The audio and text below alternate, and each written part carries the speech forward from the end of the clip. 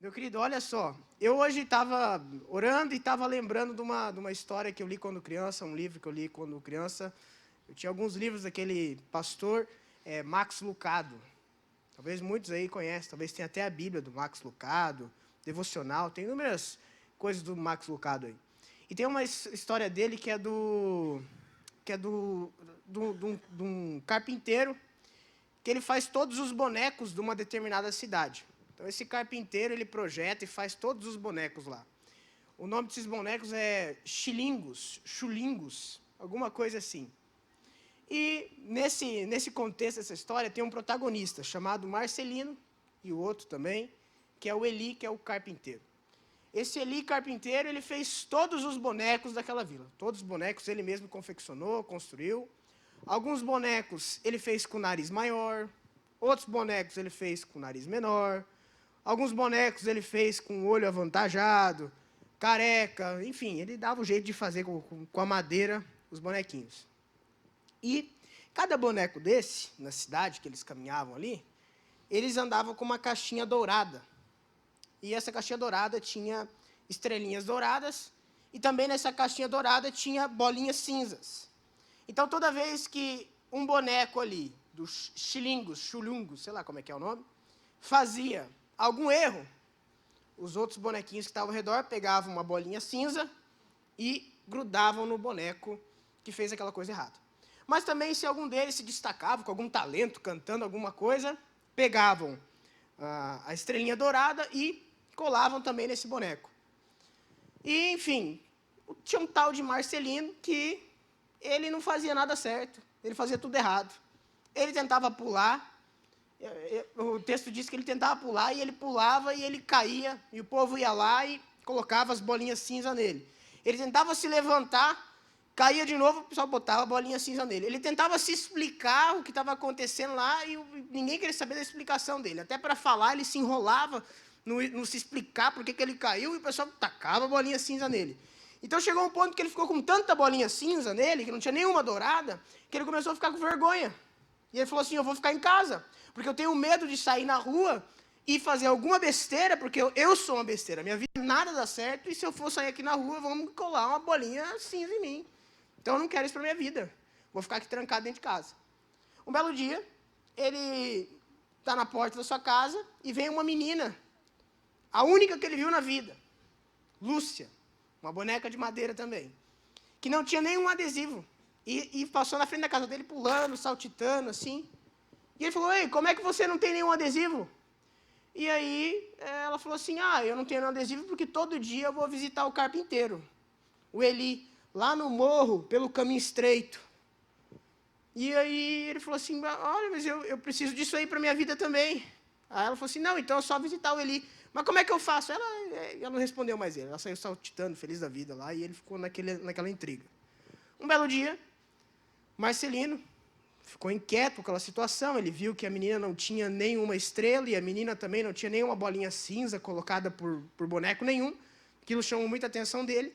Ele falou, cheio de adesivo, ele falou, olha, eu vou ir nesse tal de carpinteiro, Eli aí. Eu vou lá. Dia seguinte, ele pegou e foi no carpinteiro, fez o caminho estreito, chegou lá no carpinteiro. Quando ele chegou no carpinteiro, o caminho era bem apertado, bem estreito, a primeira vez que ele tinha ido, e de repente ele chega a uma oficina gigante, é um negócio enorme, ele vê que não tem ninguém, ele fica assustado, ele quer ir embora, e nesse momento que ele quer ir embora, o carpinteiro fala, Marcelino, com uma voz que mexe com o profundo da alma dele, o interior dele. E ele fala assim, quem está me chamando? Sou eu, Eli, o carpinteiro. E como é que você sabe meu nome? Não, eu sei o seu nome porque fui eu que te fiz. Ah, tá. Aí ele falou assim, por que você está aqui, Marcelino? Não, eu estou aqui porque, veja bem, eu tento fazer as coisas assim. Não, Marcelino, não precisa explicar nada para mim. Eu que te fiz. Eu sei porque você está aqui. E você não precisa explicar para mim o porquê você errou, porque não me importa. Porque independente dos seus acertos ou erros, você para mim é especial. Porque eu fiz você. E ele pega para o Marcelino e levanta e fala assim, eu vi, o Marcelino começa a falar assim, é que eu vi uma menina que não tinha adesivo. Eu falei assim, exatamente. Aí ele falou assim, mas por que ela não tinha adesivo? Porque ela entendeu que eu fiz ela e que para mim ela é muito especial. E ela colocou isso na cabeça dela. E ele falou assim, e o que eu faço? Eu falei assim, você começa a acreditar que para mim você é especial e que fui eu que te fiz e isso basta. Tá, mas eu vou acreditar. No começo vai ser muito difícil. Mas se todo dia, Marcelino, você vier aqui se encontrar comigo e você descobrir o quanto eu te amo, você vai entender o quanto você é especial para mim. E essas bolinhas e essas estrelinhas colocadas por outro não vão grudar em você. E eles saíram com o carro com aquilo, e de repente ele sai da oficina e fala que amanhã vai voltar. Quando ele está saindo pela porta, 4 adesivinhos, bolinhas cinza que ele tinha, já caiu assim, ó, do corpo dele. A moral da história é que, independente do que te taxem, independente do que você tenha convicção de quem você é pelos seus erros, você sempre vai ser muito especial para Deus. Deus sempre vai te amar pelo que você é, não é pelo que você faz. É por isso que a Bíblia diz, e Jesus veio para perdoar o meu e o seu pecado. Ou seja, Deus não olha mais o meu e o teu erro, porque Jesus foi na cruz simbolizando que todo o meu pecado foi jogado em Jesus. Eu peco hoje, eu peço perdão, meu pecado é jogado em Jesus. Quando Deus olha para mim, Ele não vê pecado, porque o meu pecado foi lançado em Jesus. Então veja, analisa comigo. A Bíblia diz que Deus pega os nossos erros e joga no mar do esquecimento. Sabe o que eu entendo com isso? Que para a gente evoluir na vida, meu irmão, e Deus, Ele entendeu isso, né? Quem sabe a gente tem que dar crédito àquilo que Deus entende. Deus entendeu que para nós prosseguirmos numa vida de sucesso ao lado dEle, nós temos que jogar aquilo que não presta do nosso passado fora, num tal de mar do esquecimento. Aquilo que deu errado, eu não posso viver remoendo, porque é impossível eu dirigir um carro andando para frente, olhando apenas para o retrovisor, olhando para o que está para trás. E Deus entendeu isso. Então, muitos aqui, você tem coisas que os outros te taxaram, e tem coisas que você se taxa, e tem coisas que você remoe. Talvez você não conseguiu criar seus filhos direito, te dão alguns desgostos aí na vida, você fica sabendo que o outro está falando que você foi uma má mãe, um mau pai, enfim, que você teve um relacionamento que não deu certo, as pessoas te julgam e acham que você é o tipo de perfil que não vai dar certo com ninguém, e você acaba que toma isso para si e fica. Você é a pessoa que começou um empreendimento, 2, 3, você faliu, você quebrou, e você também toma aquilo que não dá certo. Você é a pessoa que falou assim, você é uma pessoa bocuda, você vai ter um difícil relacionamento com todo mundo, e você acaba tomando essas coisas como verdade e vai vivendo sua vida. E tudo que você aceita, essa bolinha fica lá. Agora, enquanto você não entende que você literalmente é amado por Deus, não pelo que você faz, mas porque você é filho dele, tudo muda. Tudo vai mudar. E as pessoas normalmente tendem a fazer isso, e a nossa mente tende a fazer isso. Eu estou lendo um livro, olha, eu não concluí ainda, mas é um dos melhores livros que eu estou lendo. Eu estou no Napoleão Hill. O nome do livro é Mais Esperto que o Diabo. Mais Esperto que o Diabo. Para o merchan, para o marketing dele, ele coloca como se ele tivesse entrevistado o diabo. Ele sentou de um lado, o diabo do outro, ele entrevistou e o diabo foi falando as verdades para ele. É óbvio que isso não aconteceu. Mas se você vai ler o livro, você entende que, na verdade, a conversa dele foi com Deus. E Deus foi falando o que Satanás faz com o ser humano. E a conclusão que se chega, e ele mesmo fala, pelo menos até onde eu li, é que o que Satanás tem mais trabalhado, o mal hoje, mais trabalha, para que o ser humano não reconheça totalmente o seu potencial. Para que você enterre a beleza que Deus colocou na sua vida. Para que você ache que você não é capaz, para que você ache que não tem como, para que você veja que não tem como você mudar, não tem como a situação transformar. É isso que ele fala que Satanás faz na minha vida e na tua vida. E isso me chama muito a atenção, porque toda vez que eu digo que não dá, é uma coisa muito séria, muito complicada, porque eu estou decidindo que não vai dar. E, em contrapartida, eu tenho que tomar muito cuidado, porque se eu sou filho de Deus, eu tenho que me amoldar, não conforme o mundo diz que eu tenho que me amoldar, eu tenho que me amoldar conforme a característica de Deus eu tenho que ser também. E quando isso eu tomo posse dessa verdade, eu tenho que entender que muitas vezes eu não sei quais são os planos ideais para a minha vida, eu não sei. Mas uma coisa eu sei, que Deus diz que Deus fala acerca de si mesmo, ele para assim, é como se ele viesse aqui, pegasse o microfone, e o texto diz, Eu é que sei os pensamentos e o plano que eu tenho a respeito de vós. Então vamos lá. Sai o Lucas, vem Deus aqui, ele olha bem para você e você acha que você tem muitas ideias legais, de repente Deus olha para você, esse é o texto. Eu é que sei os planos que eu tenho para a tua vida. Então, eu não posso dizer que não dá, porque existe um plano de Deus, o qual ele diz que dá. E a Bíblia diz que os planos de Deus, eles não são frustrados. Só que nós temos a tendência a abraçar o ponto de vista, a perspectiva ruim do negócio. Não é à toa que logo que o povo de Israel chegou na terra Canaã, começou a vislumbrar a terra para dominar, de 12 espias que foram enviados para ver a terra, 10 voltaram dizendo que a terra era boa, mas que não ia ter como entrar porque tinha gigante. Só dois falaram assim, não, é possível que Deus nos abençoe e a gente rompa, arrebente com tudo e domine aquela terra.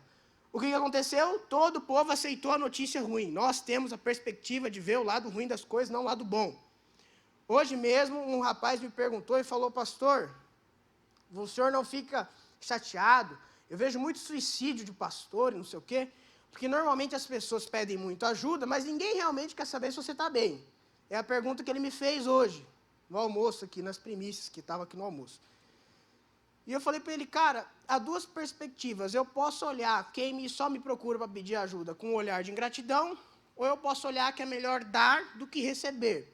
E também tem a segunda perspectiva, que se em algum momento eu, enquanto ser humano, me sentir mal, eu tenho duas opções.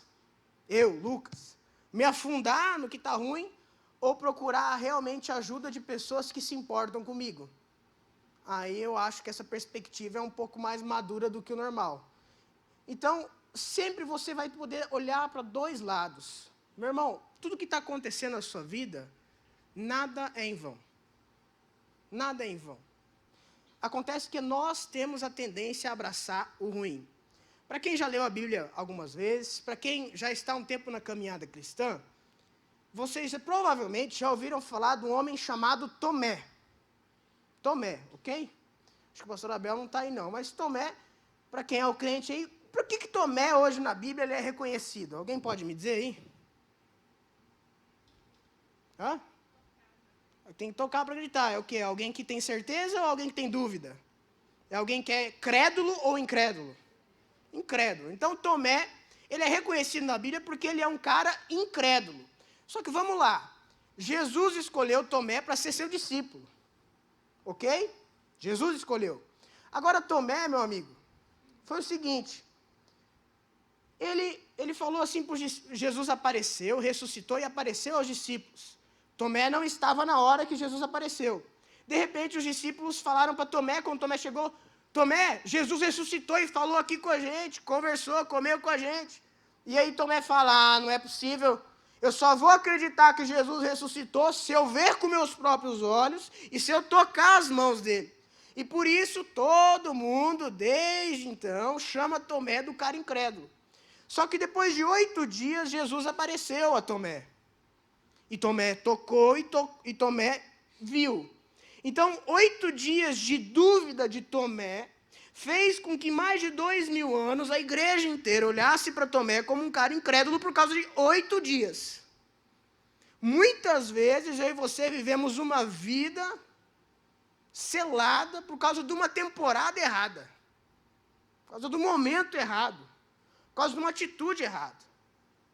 E o incrível disso é que Deus não está nem aí. Deus não se importa com ele. Ele escolheu Tomé, sabia que ele ia duvidar, ele é Deus. Pedro, Jesus fala, antes de ir para a cruz, antes de morrer, antes de ser preso, ele fala, gente, eu vou ser preso, eu vou morrer, e ao 3º dia eu ressuscito. Pedro falou, eu não vou deixar você ser preso, eu não vou deixar você morrer, nem que eu dê a minha vida, eu vou lutar pelo Senhor até o fim. E Jesus falou, Pedro, antes que o galo cante, você vai me negar 3 vezes. Dito e feito. Antes que o galo cantou, Pedro negou Jesus 3 vezes. Jesus escolheu Pedro como discípulo, mas sabia que Pedro ia errar, ia negar ele 3 vezes. Ele é Deus, ele sabe. Então, os teus erros não impedem você de ser um homem, uma mulher de Deus. aquilo que você acha que manchou a tua história, não impede Deus abençoar a sua vida. Nós estivemos lá em Israel há poucos dias, e nós vimos o local em que Jesus, sabendo tudo que Pedro ia fazer, Jesus olha para Pedro num local chamado Cesareia de Filipos. Você vai lá um dia lá em Israel, lá vai andar, lá vai ver como é que é o negócio. E lá tem o templo do Deus Pan, lá acontecia uma orgia, um lugar rochoso, muitas pedras, e lá Pedro está lá, e Jesus olha para Pedro, no meio de toda uma orgia, num lugar assim, que se fosse eu como pastor escolher fazer um culto, eu jamais iria fazer um culto onde Jesus decidiu fazer. Jesus é meio, assim, meio fora do padrão mesmo, ele não tem limitação igual eu e você, é diferente. E ele lá na Cesareia de Filipos, onde está acontecendo uma orgia, sacrifícios humanos, tudo que você imaginar que não presta estava acontecendo ali. E naquele lugar, um pouquinho para cima, Jesus olha para Pedro, no meio daquelas pedras, e fala: Pedro, tu és pedra, e sobre esta pedra, sobre você, eu vou estabelecer a minha igreja. Mesmo sabendo dos defeitos dele. O primeiro discurso do primeiro discípulo de Jesus, em Atos, no início da igreja, foi de Pedro. Converteram-se mais de 3.000 pessoas, através de Pedro. O homem que Jesus sabia que ia errar, que negou ele 3 vezes.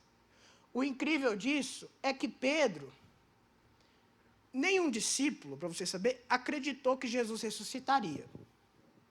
Nenhum. Pastor, como é que você está afirmando isso? Muito simples. Porque Jesus falava que ao 3º dia ele iria ressuscitar, correto? Quantos discípulos estavam ali do 2º para o 3º dia na porta do sepulcro de Jesus? Quantos estavam? Nenhum. Nenhum acreditou. Ninguém creu, para começo de conversa. Mas ele mesmo assim acreditou em todo mundo, mesmo nós sendo infiéis para com ele, não acreditando nele, ele decide acreditar na gente.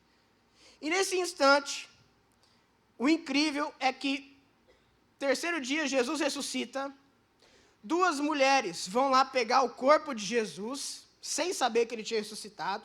Quando elas chegam lá, a Bíblia diz que há um anjo no sepulcro de Jesus. E o corpo não está mais lá, porque Jesus ressuscitou e ascendeu aos céus. E as 2 mulheres olham o anjo fala para elas: não temas. E o anjo fala o seguinte para elas: olha, vai lá e avise aos discípulos que Cristo ressuscitou. Avise os discípulos, e o texto diz: avise os discípulos e a Pedro. Olha o que o texto diz: avise os discípulos e a Pedro. Sabe por que o texto diz avise os discípulos e a Pedro? É muito simples. Porque Pedro viu Jesus morrer com remorso de ter traído ele. Pedro estava aflito. Pedro abandonou tudo e voltou a pescar. Então, se tinha alguém que Jesus precisava falar urgentemente, especificou que tinha que ter uma conversa com Pedro. Porque se tem uma coisa que a alma de Deus não tem prazer, é em ver eu e você ansioso e aflito. Não tem prazer. Por isso que vou falar com os discípulos e vou falar com Pedro. Por isso que a Bíblia diz que nós não devemos andar ansiosos por coisa alguma. Porque Ele tem cuidado de mim, de você mesmo, você achando que não, muitas vezes. Meu irmão, Moisés, príncipe do Egito, caminhando, Deus colocou algo no coração dele que ele iria libertar o povo judeu de toda aquela aflição e escravidão no Egito. Ele está ali andando, de repente ele percebe que não tem ninguém, só tem um supervisor egípcio e os hebreus. E esse supervisor egípcio estava a ponto de matar um hebreu. O coração de Moisés fica doido com aquilo, ele é um príncipe. Ele tira sua espada e mata o egípcio que estava matando o hebreu, que era um escravo. Passado nisso, ele é jurado de morte no Egito. Ele de príncipe vai a desertor, vai a fugitivo. A Bíblia diz que ele fica 40 anos escondido no deserto. 40 anos se passam. Eu imagino quanta coisa se passou na cabeça de Moisés. De que a vida dele ele jogou fora. Por causa de uma besteira, por causa de um momento na tua vida, você jogou toda a tua posição de príncipe fora. Você jogou toda a tua vida fora. agora você não tem mais jeito, agora não vai dar. Isso é tão verdade que eu estou falando para vocês, que quando Deus foi falar com Moisés, Moisés só arrumou desculpa. Falou primeiro, Senhor, eu não consigo, eu não sei falar. Não, isso não é para mim. Isso me mostra alguém que estava com a mente de fracassado há muito tempo ali, ó. Só que Deus é que sabe os pensamentos que tem a vosso respeito, são pensamentos de paz e não de mal. E de repente, Deus chama Moisés e faz uma reviravolta na vida dele. Deixa eu te dizer uma coisa. Jesus Cristo, nosso Senhor, Filho de Deus, quando ele é batizado por João Batista, ele sai das águas, e a Bíblia diz que uma voz como de trovão diz o seguinte, Deus falando, mas você imagina essa cena, você sendo batizado, se levanta um monte de gente, uma voz como de trovão fala, eis o meu filho amado, em que só me dá alegria. Todo mundo ficou apavorado, de repente desce uma pomba em cima dele, uma loucura, um negócio fora do padrão, extraordinário. Você vai dizer para mim que aquele era o momento de Jesus começar a curar os outros, começar a pregar. Não. A Bíblia diz que depois desse feito extraordinário, que Jesus poderia ter começado o seu ministério, ia bombar ali, a Bíblia diz que o Espírito Santo de Deus o conduziu ao deserto para ser tentado. Se eu e você estivéssemos na época de Jesus, tivéssemos assistido aquela cena do batismo, Deus falando do alto, e a gente de repente está passando pelo deserto e encontra Jesus lá, a gente fala, não pode ser. Não, o cara lá é homem de Deus. O cara lá, Deus falou com ele do céu, eu vi como voz de trovão, a pomba desceu, como é que ele está no deserto? Nem toda dificuldade que Deus planta, nem todo deserto que Deus permite, coloca na tua vida, nem toda mancha que você acha que é mancha, é um método de Deus refazer você e não acabar com você. É um método que Ele achou de te refazer, de te reconstruir para algo muito maior. Sabe o que me chama a atenção? E eu vou encerrar com isso. Paulo, inspirado pelo Espírito Santo, ele escreve que Deus escolheu as coisas fracas, tolas, inúteis, as coisas que não são, para confundir as coisas que são.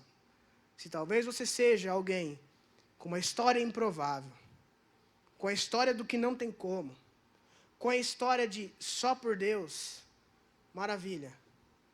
Porque é na tua história, é na tua vida, que cabe a abertura de Deus glorificar o nome dEle, através do milagre que Ele pode fazer na tua vida. E vai ser tão lindo se você aceitar e receber isso, e não ser taxado pelos erros que você cometeu, que aconteceram, que de repente a sua vida dá uma reviravolta a tal ponto, em que não é só você falando da boca para fora que é só por Deus, é as pessoas ouvindo você falar, vão ter certeza que é só por Deus.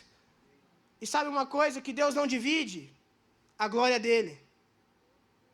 Então muitas coisas vão acontecer na sua história, para você não ter dúvida nenhuma, que é a glória de Deus revelada e manifesta na sua vida. Nabucodonosor olhou para tudo que tinha, todo o reinado, e falou, olha que obra bonita que eu construí. Deus fez ele ficar louco e botou ele pastar por mais de 15 anos, ficou pastando igual um animal selvagem. Sabe por quê? Porque a glória de Deus ele não divide com ninguém. E eu vou dizer, Deus quer ganhar esse mundo, e Ele está procurando pessoas, vasos de barro, que estejam dispostos a ser como pronto para receber um vinho novo, para que a glória de Deus seja revelada na vida dessas pessoas. E se você acha que você fez alguma coisa, que você chegou em algum lugar, espera só quando você colocar Deus em primeiro lugar e falar, Deus, eu estou pronto, pode derramar a tua glória na minha vida, porque como Jesus orou, importa que eu seja glorificado, porque toda a glória que o Pai me der, eu vou tributar honra, glória e louvor a Ele. Então, meu irmão, nós estamos vivendo um tempo em que se a geração se prontificar em receber a glória de Deus, Ele está disposto a enviar a glória dEle, a unção dEle, o poder dEle sobre a sua vida,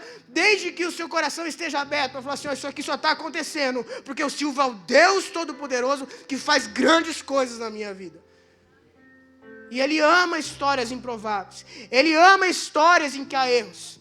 Ele podia escolher um general de guerra, ele foi lá e pegou um pastorzinho chamado Davi, lá no meio do nada.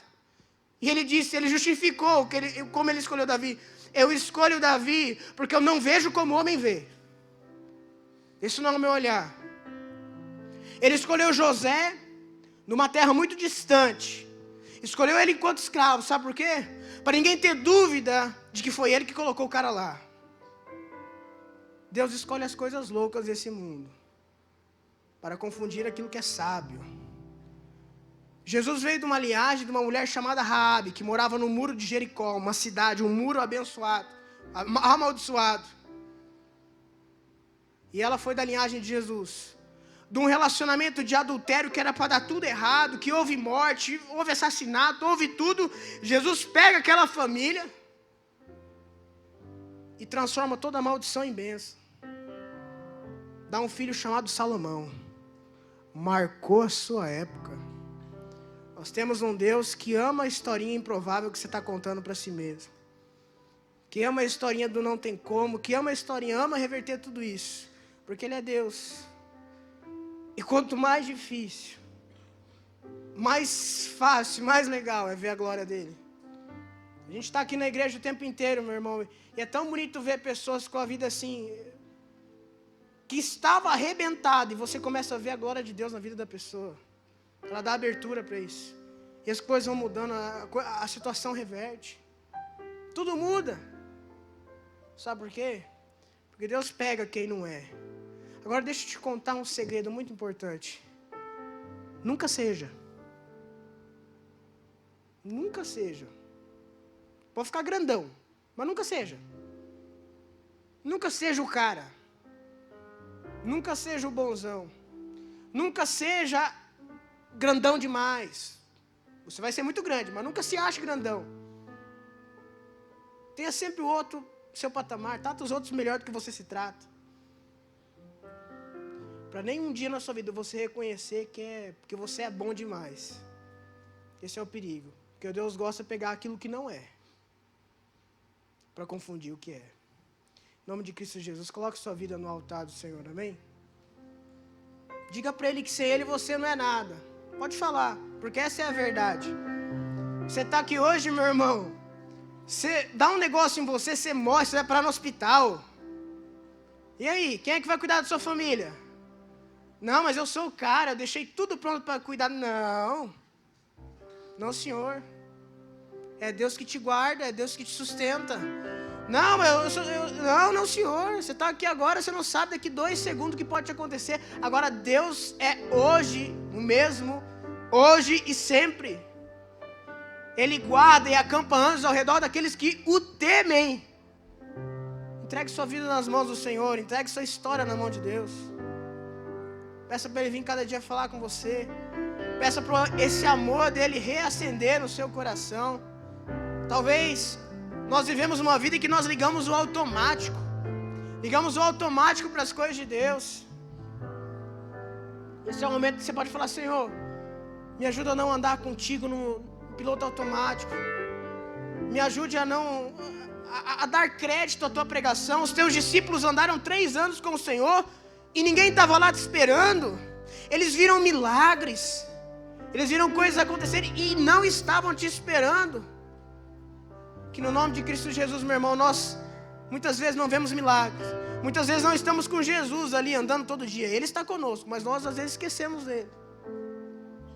Se os discípulos tiverem a capacidade de não esperar Jesus, nós temos o sério risco de esquecê-lo no meio da caminhada. Então convide ele para entrar na tua história, amém?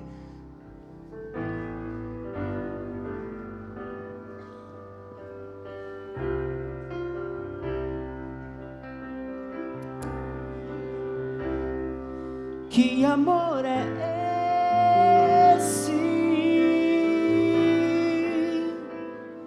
Há tantos defeitos em mim, mas me amas mesmo assim.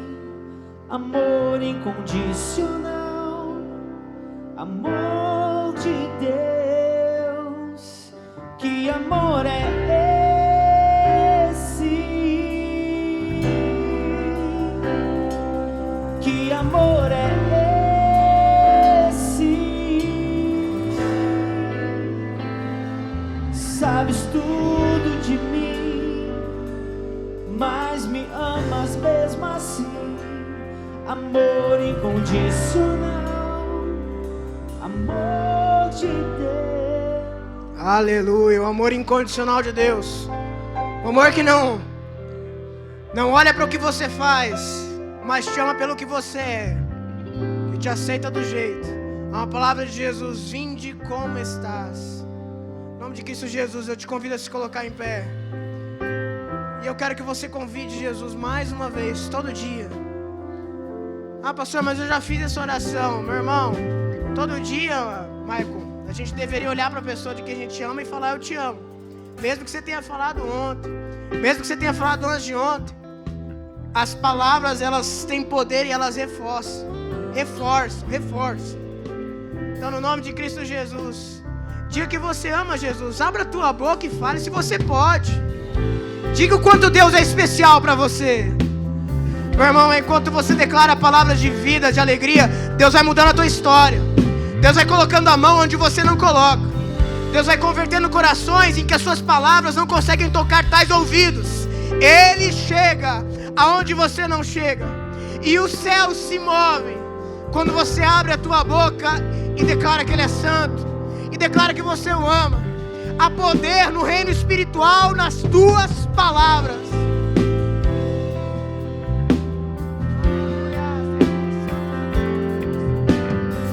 Santo, santo, santo seja o teu nome, Senhor. Digno de honra, glória, louvor. Nós rendemos graças a ti, Pai.